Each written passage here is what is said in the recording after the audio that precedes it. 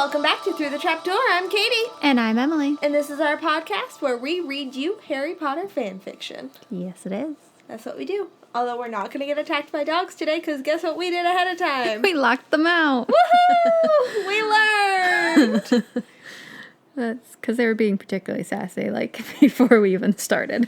They were. But it was probably because I was, like, standing up, making a phone call and sending an email. Yeah, you were, like, standing awkwardly in the corner of the room. Yeah, I was. They didn't care for it. No, they really did not.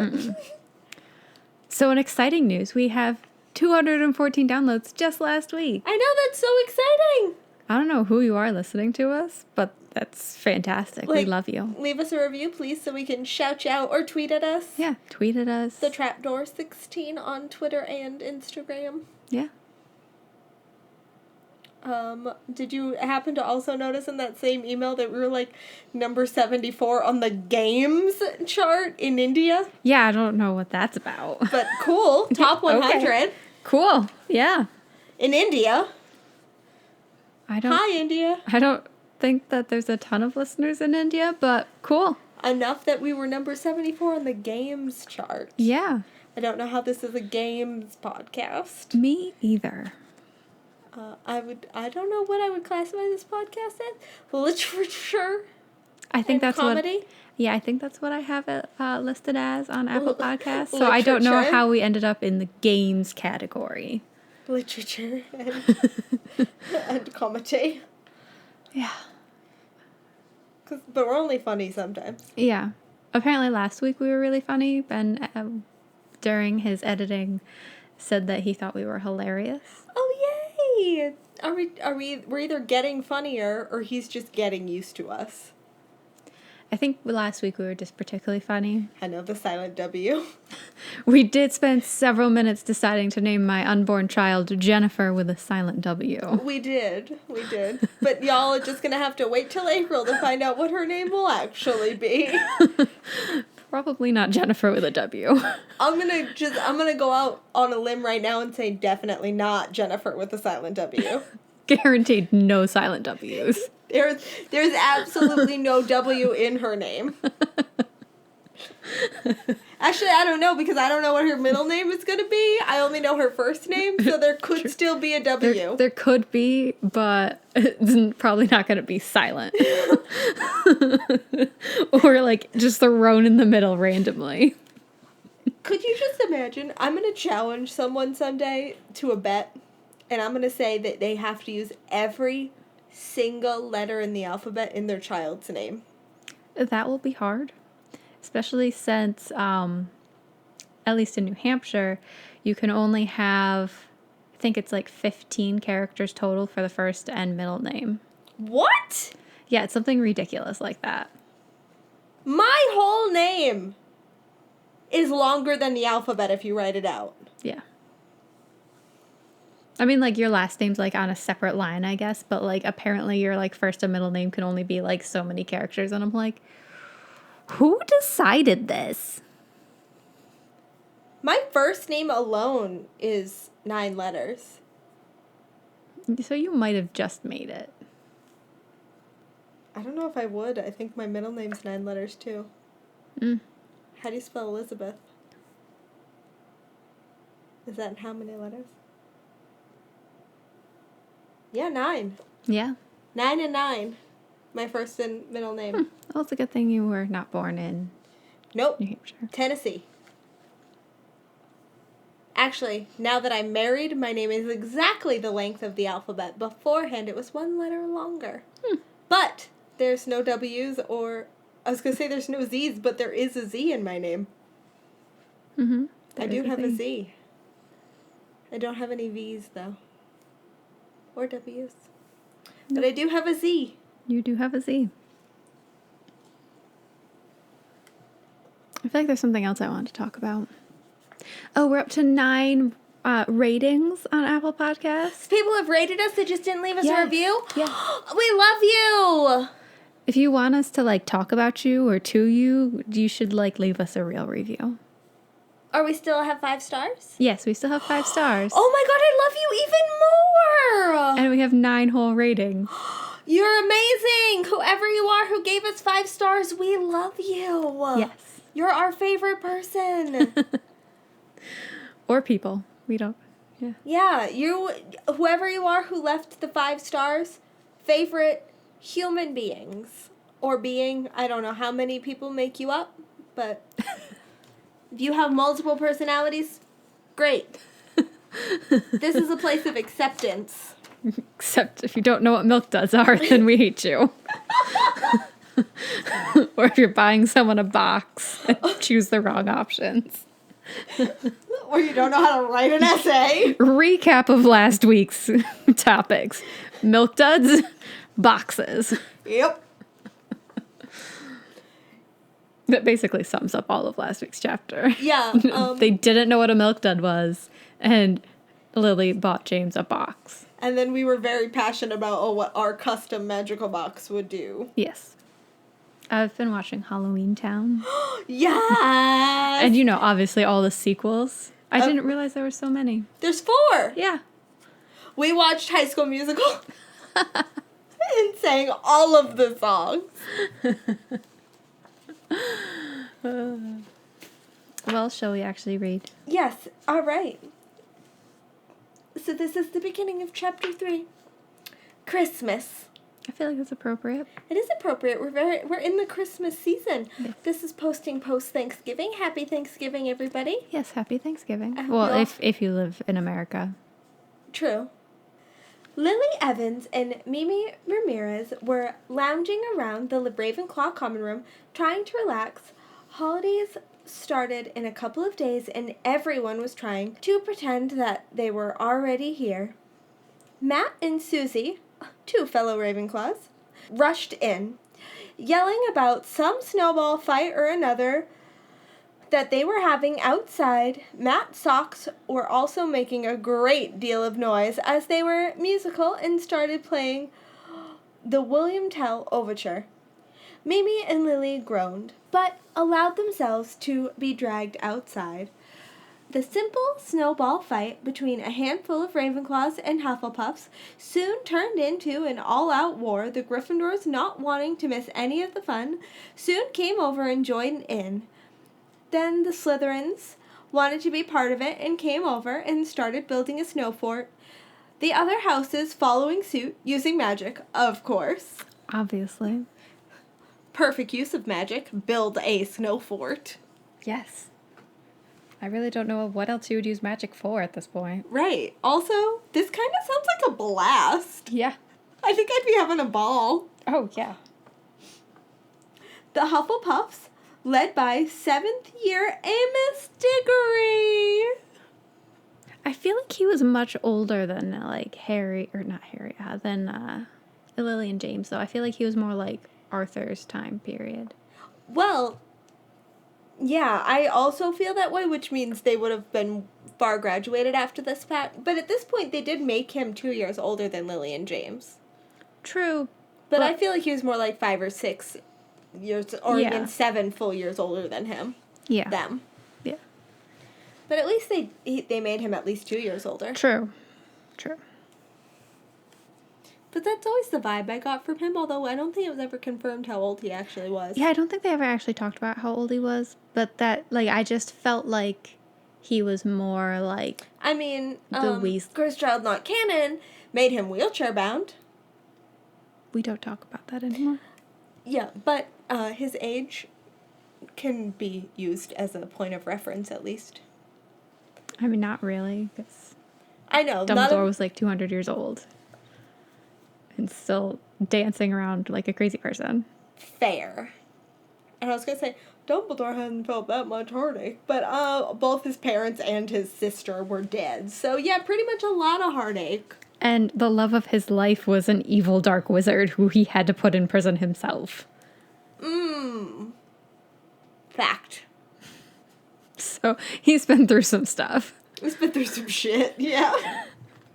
Because could you only imagine if Nicholas was an evil wizard that you had to defeat in a duel and then imprison in his own magical castle that he built? No. But also, I immediately thought of Nicholas Flamel when you said Nicholas. And I'm like, no, he's like 900. You're right. He's so frail. I was talking about your husband. No, but I could not imagine me and Nicholas being on the opposite ends of a great war and me having to defeat him and put him in prison. Yeah. I don't think I would have danced at the Yule Ball. No. No. Alright. Hufflepuffs, led by 7th year Amos Diggory, made a very simple snow fort. It was a big structure, really, with a few peepholes and 2 floors. That is impressive. That's not simple. And 2 floors. The Slytherins, led by Snape and some of his friends, were in the process of making what looked like a doomsday fortress, complete with boiling oil. Also impressive. Complete with boiling oil. Melody, over at the Gryffindor fort, tried to point out that the boiling oil would melt the Slytherins' castle, but would they listen? Of course not. If you're using magic and you have boiling oil, you've already thought about this and have protected your snow fort against the boiling oil. Clearly, they've made their snow imperturbable to the boiling oil. Yeah.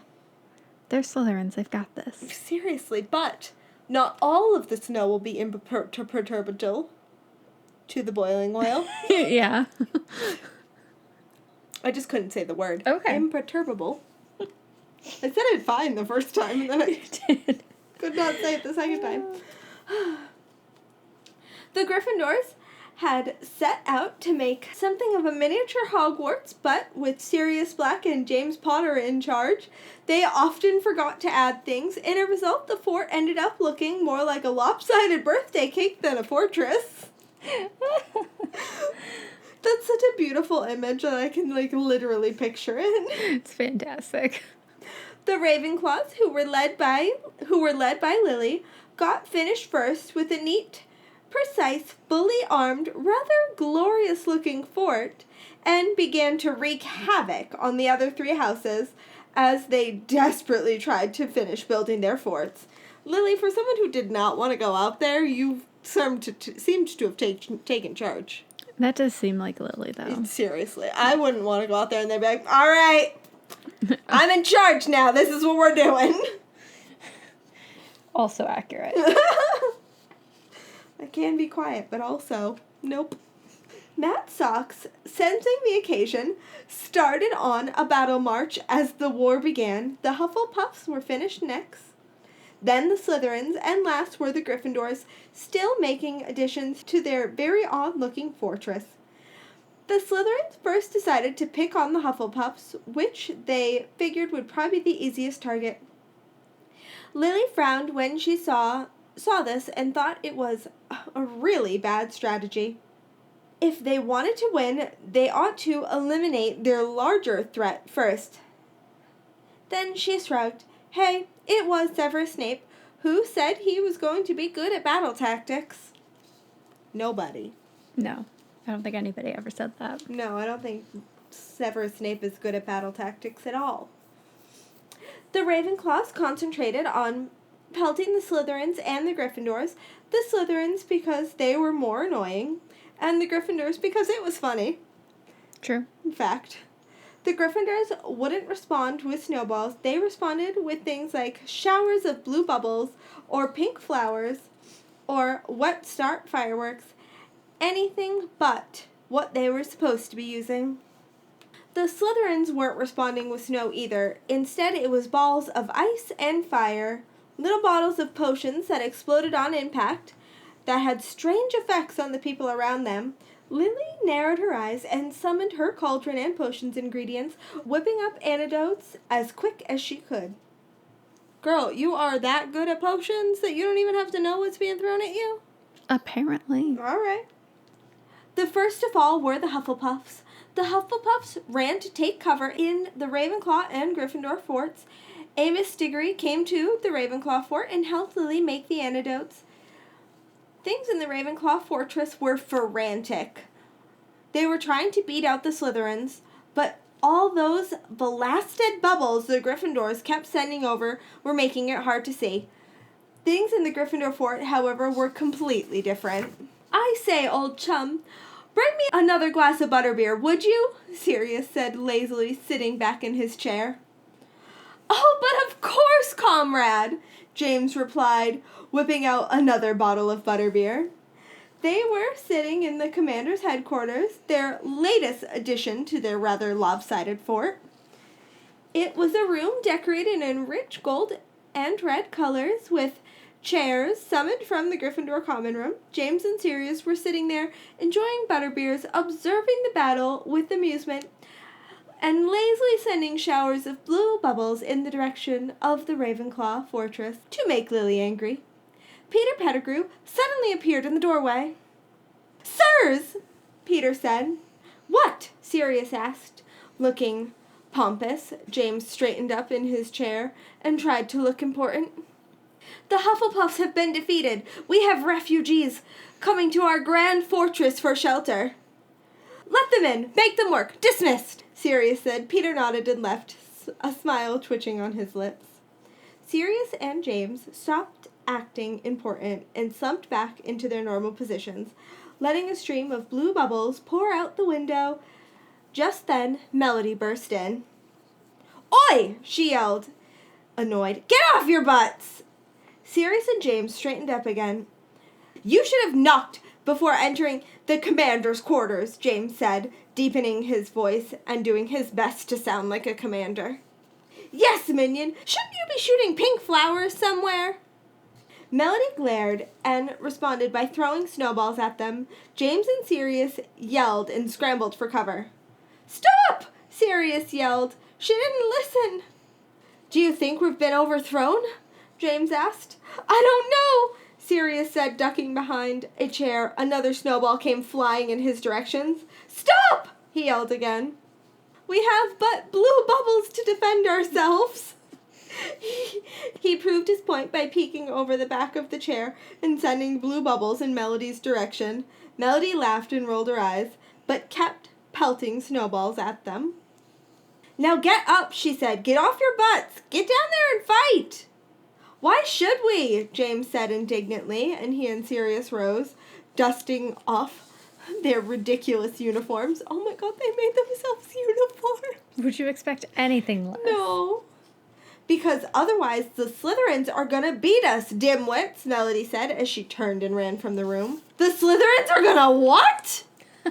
Albus Dumbledore loved Christmas. He was strolling around the castle, looking at all the decorations and humming quite merrily to himself. He added a little more holly here, a sprig of mistletoe there, maybe another wreath over there, and some more tinsel on this Christmas tree. Yes. Christmas was quite wonderful. This does seem 100% canon Dumbledore. 100% canon Dumbledore. Once he was done with his sweep of the castle, he decided to do his favorite thing in the world, decorate his own office for Christmas. Humming Deck the Halls quite loudly, he made his way up to his office. All his Christmas decorations were kept in a rather lovely bottomless box. One that had... Bottomless box. And then didn't we both say we wanted bottomless boxes? Obviously. I didn't even think about using it to, store decorations in. I feel like this just, opened up, a whole new world of possibilities, honestly. Right, because now we'd have to have a bottomless box for every holiday. That'd be magical. A Christmas box, a Halloween box. Yes. One that had been bought at Flitwick's shop in Hogsmeade some years ago. When it first opened and had the silver letters ALBUS on it. It had been given to him by a rather extraordinary girl when he had been in, was it his 5th year at Hogwarts? Yes, it had been. Quite a long time ago, too, and he remembered that same year that he had given that girl a very nice velvet bag, also bottomless. Obviously. Albus imagined he might have married her, too, if it hadn't been for Grindelwald. But But now was not the time to get in a sour mood. Now, no, it was Christmas, and Christmas always made Albus happy. He hummed as he unpacked the box and set up all of his trees. There were 5 small ones, 1 silver, 1 red, 1 green, 1 blue, and 1 purple. Each had a theme. One was decorated entirely with snowflakes, another angels, another Santa Clauses, another elf, and the last homemade ornaments and lots of pictures. There was one last tree, a large green one, which was decorated with a bit of everything and was very colorful. Then he had holly, wreaths, mistletoe, hovering fairies, snow globes, figures of wood sprites, who sang beautiful choirs, candles of all kinds to decorate his office. Albus enjoyed putting up all his decorations the Muggle way. It got him more in the spirit for some reason. When he was done, he sat in his chair and looked around, a smile on his face. He got up and walked to the window. He looked out and smiled wider. If it was possible, if there was one thing he loved more than Christmas, it was snow. There was snow all over the grounds, and he looked around and spotted something very interesting going on the far side of the lake, near the Forbidden Forest. The entire school seemed to be having a giant snowball fight. Albus's eyes lit up, and he grinned. He loved snowball fights. And a decision was suddenly made in his mind. He ran out of his office and down the stairs and tore through the hallways on his way to the great hall. "Minerva! Poppy!" he yelled. "You must come see this!" The students were in the midst of a war, with no hint as to who was going to take the lead, when they suddenly spotted Albus Dumbledore come running out of the castle, arms waving wildly, yelling about something. Half the students froze as all the professors in the school came running out, plus Madame Pince, Madame Pomfrey, Argus Filch, and Rubius Hagrid, and the rest of the students froze. Lily Evans and the rest of the Ravenclaws on the top level of their fortress were desperately trying to see what had stopped the war through ridiculous blue bubbles when someone from a lower level burst in and explained what was happening. Instantly convinced they were all in trouble, the students began to evacuate their fortresses. But as Lily was halfway down, she heard Professor Dumbledore's voice boom over the grounds. "Stop! Don't leave! Go back! Continue!" What? "Continue warring!" Lily was utterly confused. Why would all of the teachers run out, the headmaster looking rather hysterical, and tell them to continue warring? What in the world was going on? "We've come to join you," Professor Dumbledore continued. Oh, then his voice was gone, and all of the students huddled back to their stations. Honestly, though, I feel like Albus would have totally joined. Oh, 100%. The snowball war. Melody rushed to the window and strained to see what the teachers were doing. They looked to be building a magnificent fortress. "Oh, that's not fair!" Melody cried. "Sure it is! We just have to fight better! We just have to fight back better!" Sirius said. "More blue bubbles!" Melody groaned. "How in the world are blue bubbles going to help with anything?" she asked. "Have you looked at the Ravenclaw fortress lately?" Sirius replied. "No," Melody said, and leaned out the window to look at the Ravenclaw fortress. The entire top half was surrounded in a blue haze so thick she couldn't see through it. "Oh, okay then, that'll work." "Exactly," Sirius said. "See, we're not as stupid as we look." Melody smiled, rolled her eyes, and sent a shower of blue bubbles floating over the teacher's half-finished fortress.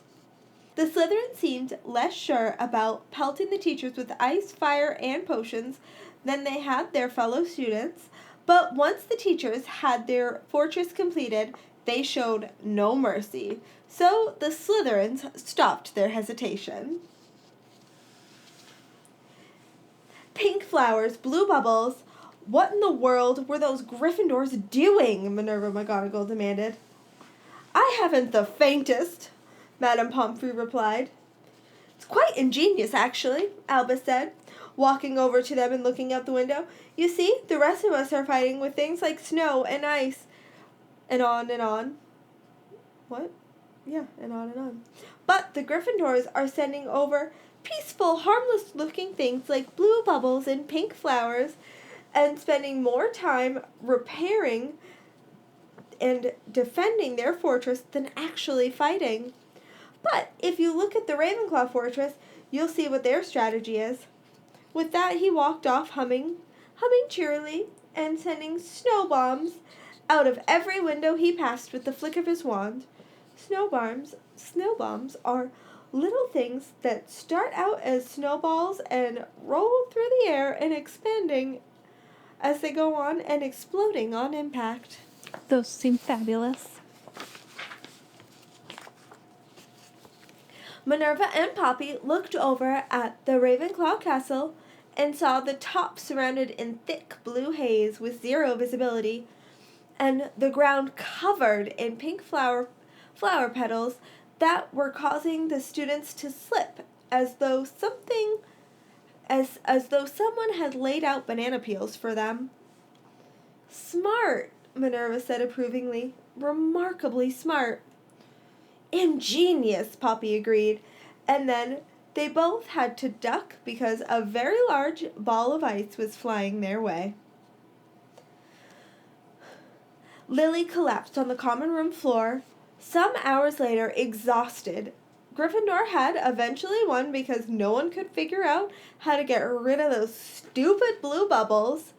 Matt, Susie, Mimi, and the rest of the Ravenclaws shuffled in after her. Matt's socks were playing a slow, sad march because of their defeat. You know what this means, don't you? Lily asked Mimi as she plopped down into a chair. What? Mimi replied, closing her eyes and leaning back. James Potter is gonna pay. Lily, wake up! It's Christmas! Mimi yelled a week later, bouncing happily on Lily's bed. Huh? What?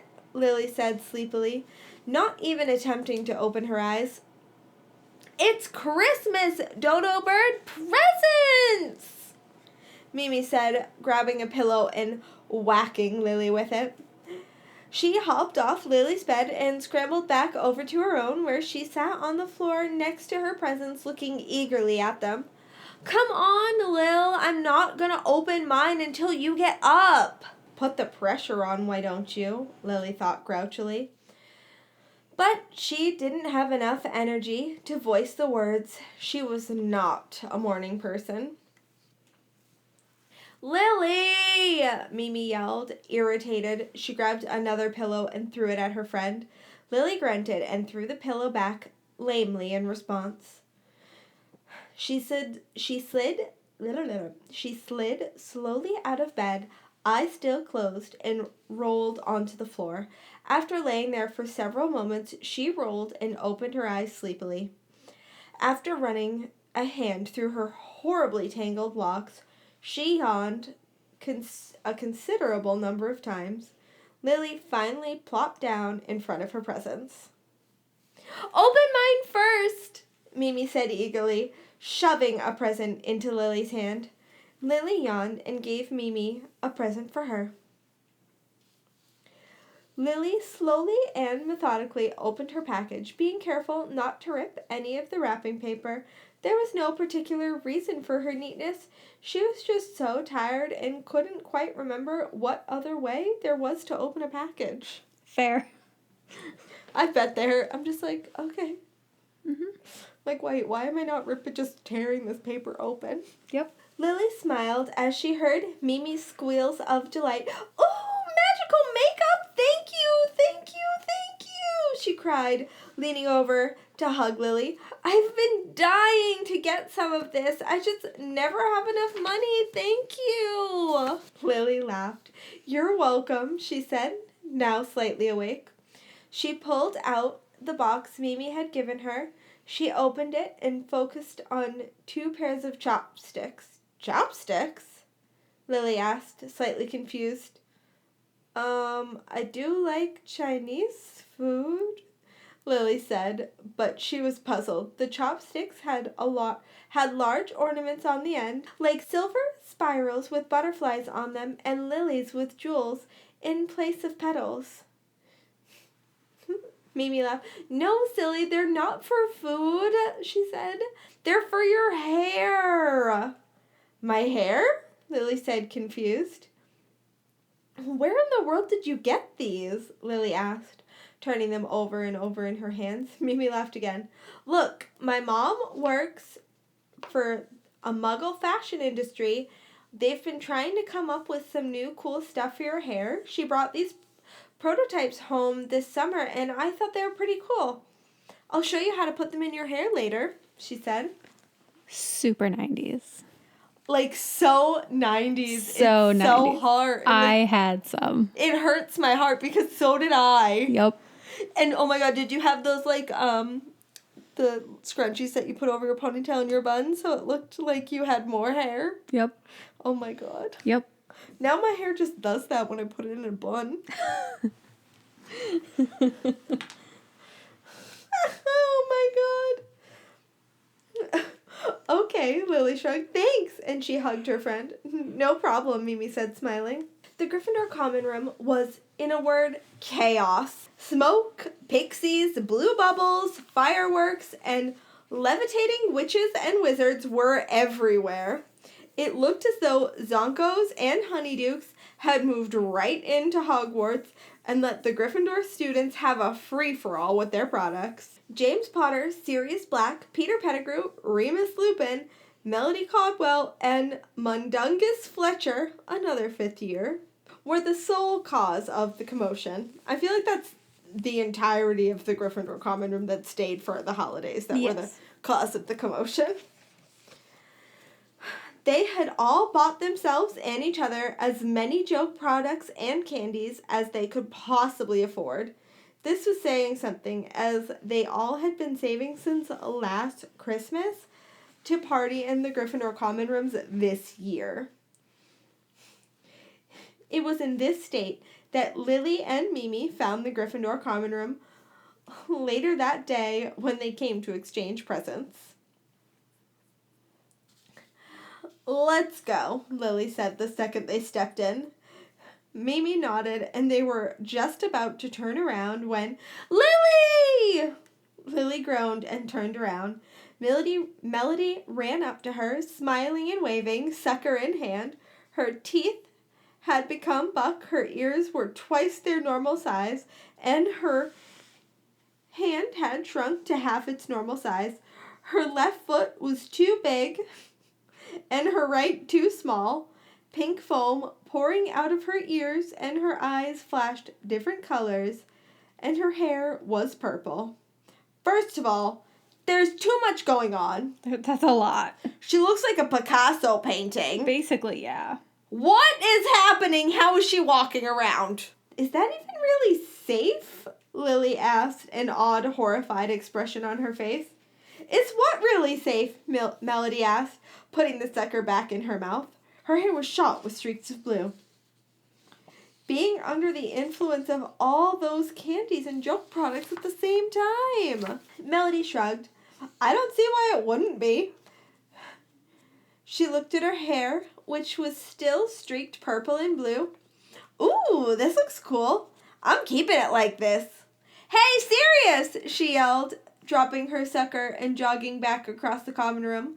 Lily banished the sucker to the nearest trash can. I'm glad Lily has some sense. Seriously. She and Mimi carefully picked their way across the room.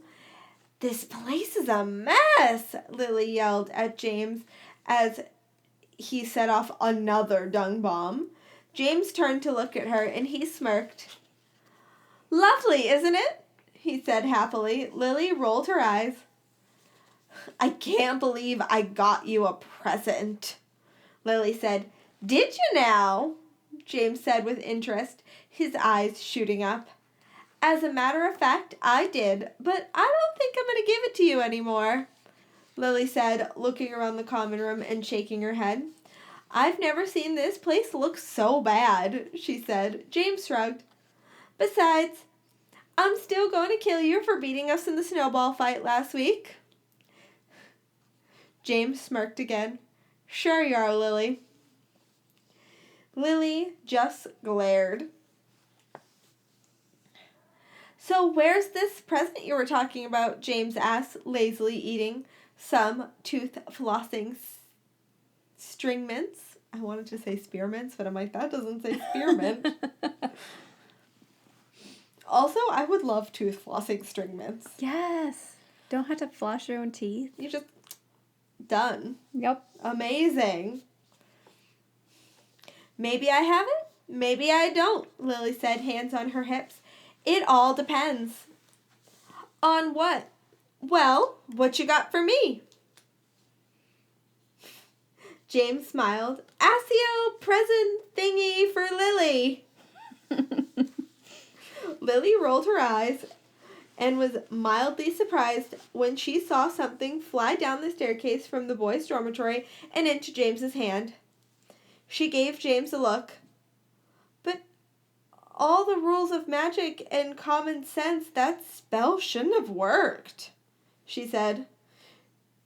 James shrugged and smiled. I know. Merry Christmas. He grinned widely and handed Lily her present. Lily smiled and accepted. Well, I guess I owe you one now, huh? James nodded and smiled eagerly, holding out his hands in front of him like a 4-year-old. Lily laughed and dug through her bag of gifts, finding James's now extremely tiny box wrapped up in plain green wrapping paper. She smiled and dropped it in the palm of his hand. James blinked and stared at it for a moment, but then, figuring it was probably magical, he shrugged, smiled, and sat down on the floor and eagerly opened his gift. Lily laughed and opened hers. Out slithered a very fine piece of cloth. Lily gasped and picked it up. It was a bag made of very fine crushed velvet, deep purple in color, with deep gold drawstrings. It was beautiful. It's a box! James exclaimed. Did not expect that reaction. Lily looked over at him. He looked absolutely delighted and fascinated with the teeny 1 centimeter by 1 centimeter box. He was squinting very hard at the teeny silver letters. I think it has letters on it, he said. James, you idiot, Lily snapped impatiently, snatching the box away. You're supposed to enlarge it first.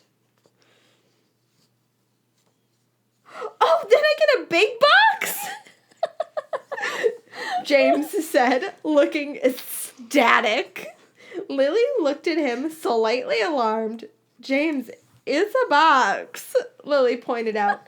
I know!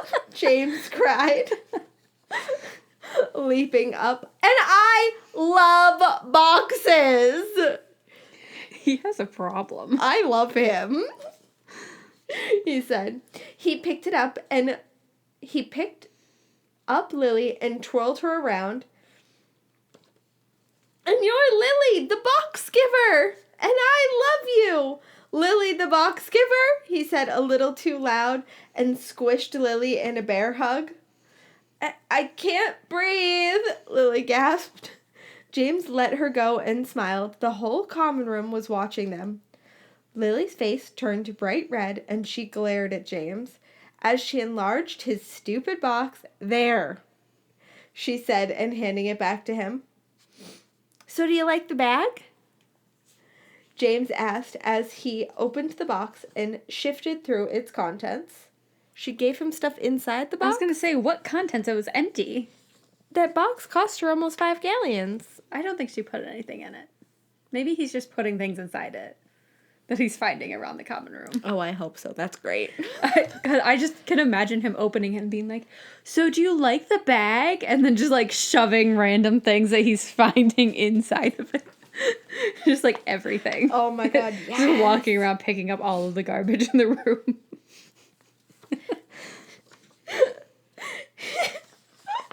It's beautiful, Lily said, looking at it again.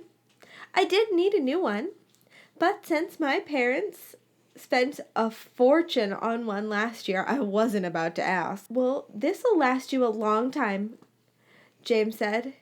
It's got an unbreakable, unrippable, well, something like that charm on it, and a whole bunch of stuff, so it won't fray, and it's bottomless. Really?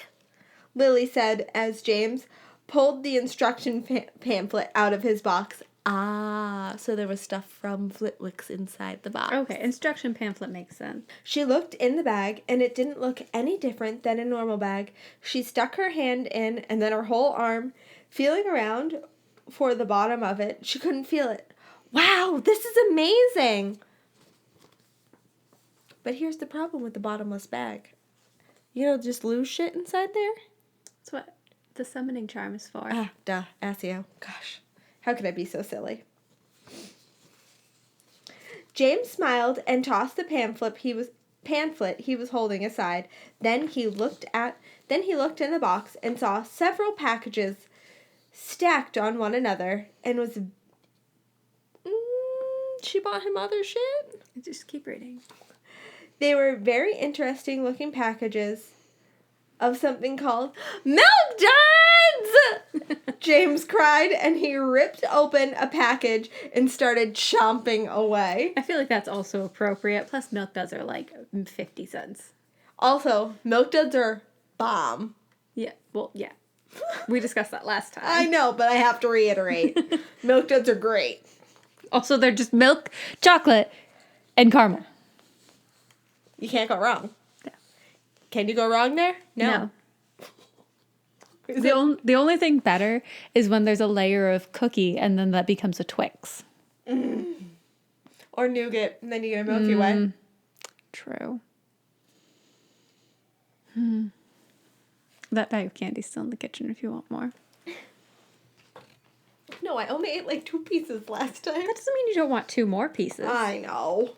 Lily was going to the library. She was a little bored and wanted something to read. Lily Flower, a voice said. Lily twirled around and smiled when she saw the gray lady floating towards her in the hallway. Hey, lady, she said, smiling. It's been a while, Lady said. Lily nodded in agreement. What have you been up to? Lily shrugged. Not much. Just Christmas gifts. Just Christmas stuff. Gifts, feasts, letters, snowball fights. She trailed off and smiled. Ah, yes, the snowball fight, Lady said, her eyes somehow twinkling. We thought that was very interesting. You were all watching? Lily asked. Lady nodded. Oh, yes. We haven't seen a snowball fight of that magnitude in quite some time. I was cheering for you all, by the way. I can't believe we lost because of some blue bubbles, Lily said, wrinkling her nose. Lady laughed. It was rather ingenious, wouldn't you say? Lily rolled her eyes. I don't know. If James Potter and Sirius Black were behind it, don't give them too much credit. It was probably just a mistake. Lady smiled. Lily Flower, you don't mean to say that. Oh, never mind. Lily Flower, you don't mean what you say. I know I don't. Why are you so hard on these boys? Lady asked curiously, but all the while knowing the reason. They act like idiots. Because I love them. Both of them. Yes. James as my husband and Sirius as a brother. Yes.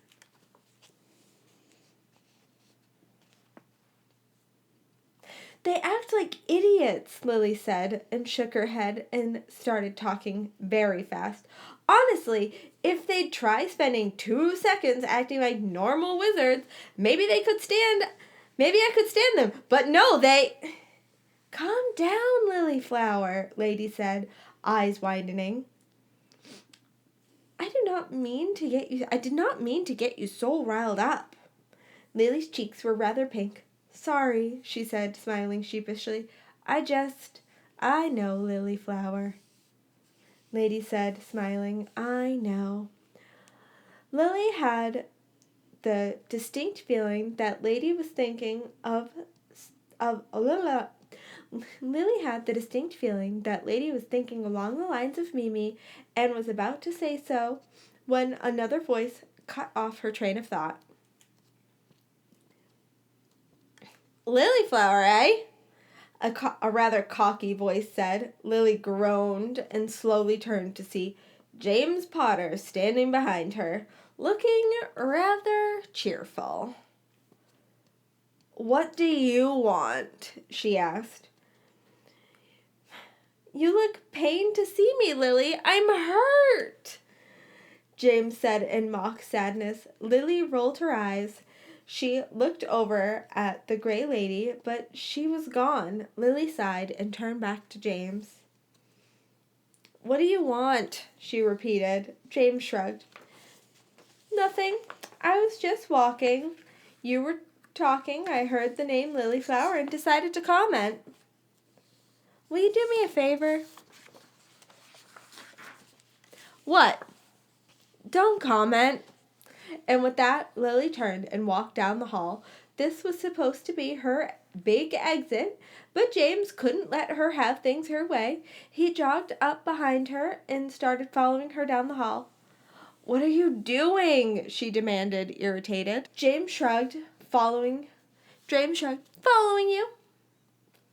And why, pray tell, are you doing that? James shrugged again. Dunno.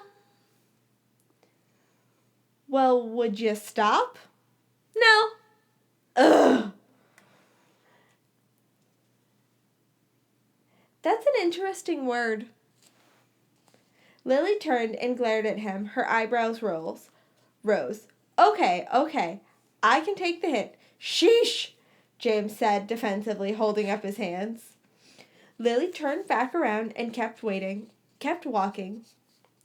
James stood in place and looked at her for a couple seconds. Just as he was about to shake his head and turn away, he remembered something. Hey, Lily, wait up! He called after her and started jogging. Lily groaned and turned around. What do you want from me? She whimpered. Calm down, I just want to ask you something. What? Well, I'm still having trouble with that teleportation charm. Do you think you could help me? Fine, whatever. I don't care. Please just leave me alone. Okay then, Grouchy. Meet me at MHQ tomorrow at noon. Password's the same as last time. Okay, bye. Lily waved him away. James got a funny look on his face and turned and left. Lily sighed. With relief, she kept walking, while at the same time feeling a twinge of guilt for being so rude. She pushed it away and walked into the library. Lily! Someone said as she made her way over to the bookshelf. She turned to see Amos Diggory waving at her from one of the tables. Arithmancy books spread out before him. Hi! She said, waving. He got up and walked over to her. Hey, Lily, what's going on? Not much, just getting some books. Look, I was just wondering. He looked at the floor and scuffed his shoe nervously. Lily raised her eyebrow. Yeah? She prompted. Well, next Hogsmeade weekend is coming up soon, and I was wondering. Lily giggled. He looked so cute. He just did. He was all nervous, and she was pretty sure he was asking her out. It was just so cute. Do you want to hang out with me? He said rather quickly, and he was still avoiding eye contact. Lily giggled again. Sure, she said, smiling. Great! So cute.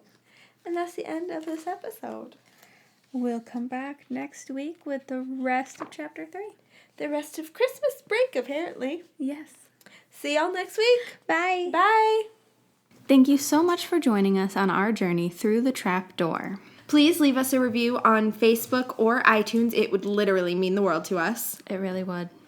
You can find us on Facebook and Instagram at Through the Trapdoor 16 or on Twitter at The Trapdoor.